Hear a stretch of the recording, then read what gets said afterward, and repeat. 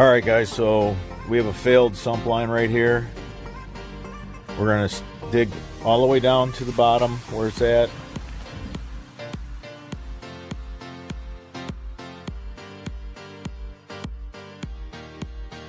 So we got to dig up the old sump line, and we're going to have to pull this brick paver walk apart. We got a lot of utilities out here. We got to be really watching. We got communication. We got electric. We're just going to have to go under them. And we got to find the break. There's a collapse, and we want to replace the 3-inch with 4-inch PVC Schedule 40. So again, follow the sump line wherever it leads you and take the downspout here out into the yard with it. If it ends up underneath the bench, try to bring the downspout that way, and in that case grab this one too. And let's just hope that it doesn't go underneath this this is about 4,500 pound boulder. So we'll find out. So that's it guys. Parking's good.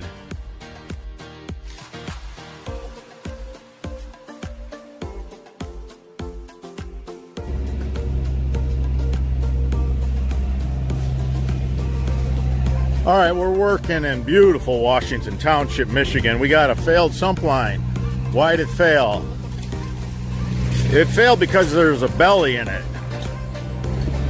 What happens when they build houses, they have to build them when they dig out all that clay or whatever the material is, and it goes down 10 feet. They got to leave enough room for the trades to work. They're going to waterproof the basement wall. They're going to do drain tile under the, below the footer.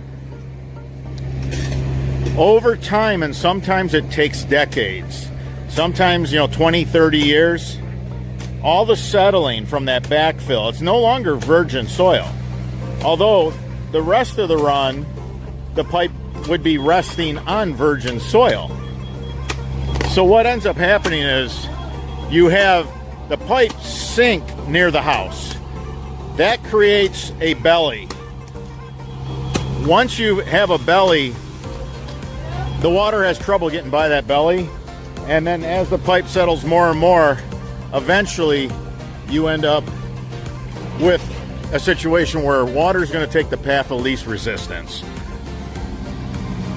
This belly measured 19 feet. I ran a camera through it, and the water started just pouring out the overflow for freeze protection here in Michigan. So we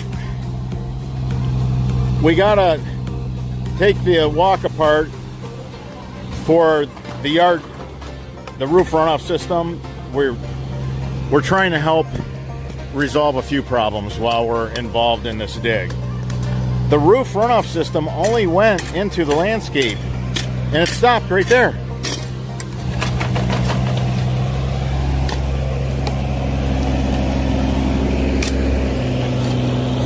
So we pulled up the paver so that we can get this out into the grass and not have the water trapped up by the house.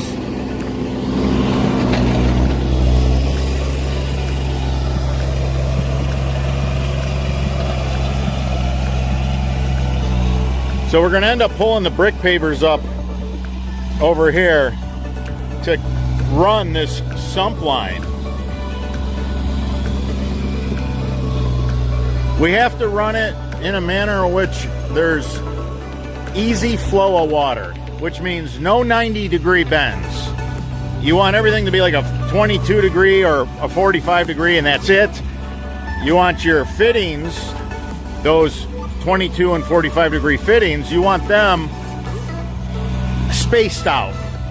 And the code book says 24 inches. We don't want the inspector to have to even get out his tape measure, so we usually do 3 feet, like a 22 to a 45. There'll be like 3 feet of pipe in between those two fittings. And if you're new to the channel, and if you're new to this altogether, so these are Schedule 40 fittings. This one here is a 22 degree. So we had to take out a couple of the bushes and we'll put them right back. We're gonna have to mend the sprinkler system as well. We pulled up the lighting, so we'll have to restore that. That's what's nice, we offer full service. We come in, we do our work, and then you don't have to call the sprinkler company. You don't have to call the landscaping company. You don't have to call the brick paver maintenance company. We take care of it all. It's full service right here in-house by trades that have been doing this for years. Putting in drainage systems, whether they're sump pump lines, roof runoff systems, French drains, yard drains. Getting the systems in and putting the yards back together just the way we found them.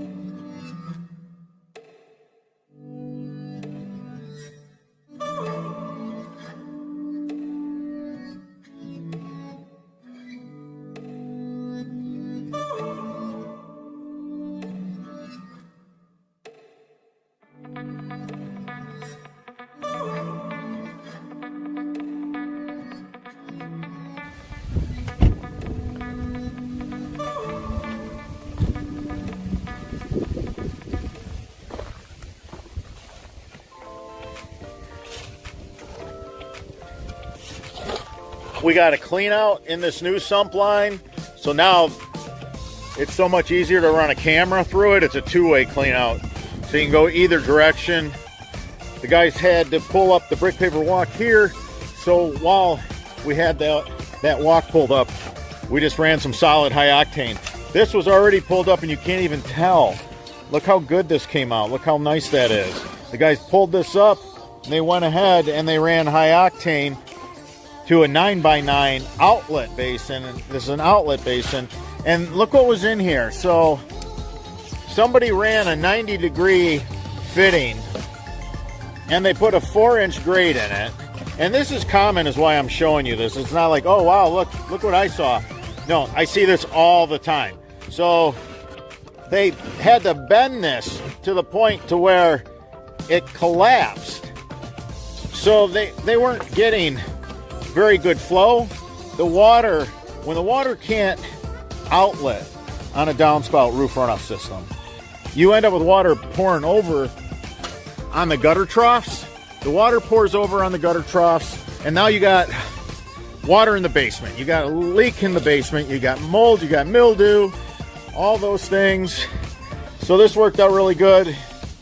The guys replaced the sump line, all new PVC because iron ock filled the old one. High octane solid for the downspouts.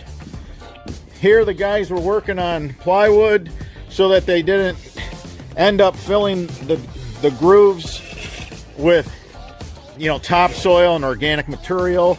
We don't want weeds growing in the brick pavers. So we want to take every precaution to do everything that we possibly can to leave as little of a footprint as possible on every one of our installs. That's our goal. That's what we strive for. And you can see the guys got the laser level in the center of the project. So right here is our laser level.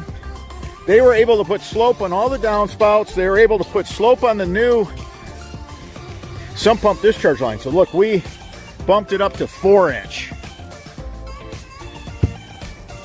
Let me show you the old one.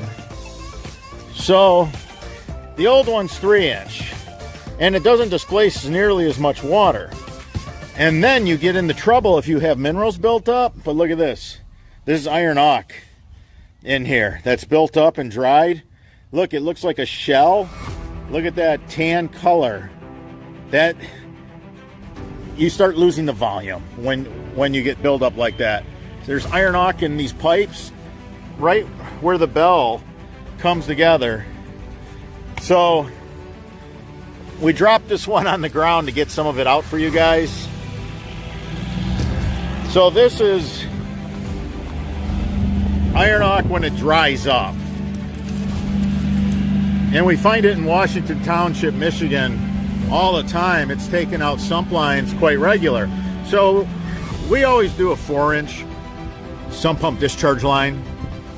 4-inch just gives you more displacement for water. So if this were to happen moving forward, and it will, the 4-inch makes it so hard for the iron ock or mineral deposits to build up and choke it off. I mean, just look at the difference. I know 3-inch and 4-inch, just hearing it, it doesn't sound like that big a difference. But it truly is. I mean, you displace so much more water in a 4-inch. It's insane how much water. The difference by increasing from just a 3-inch to a 4-inch makes all the difference in the world. If this got a belly in it, because there was some settling, you ended up with a belly, honestly, the water would just flow over the belly. You could still flow water up on top of the pipe. I've seen it, so I know. I've gone with the camera through different drain systems. So yeah, 3-inch, 4-inch, big difference. That was Schedule 40, 3-inch, and that is our building codes. But as I try to remind everybody, the building codes are a minimum. So to go from 3-inch to 4-inch, you're doing your client a better service if you're a contractor and you talk them into paying the little extra money to go to the 4-inch Schedule 40 versus the 3-inch Schedule 40. All right, everybody. Until the next video.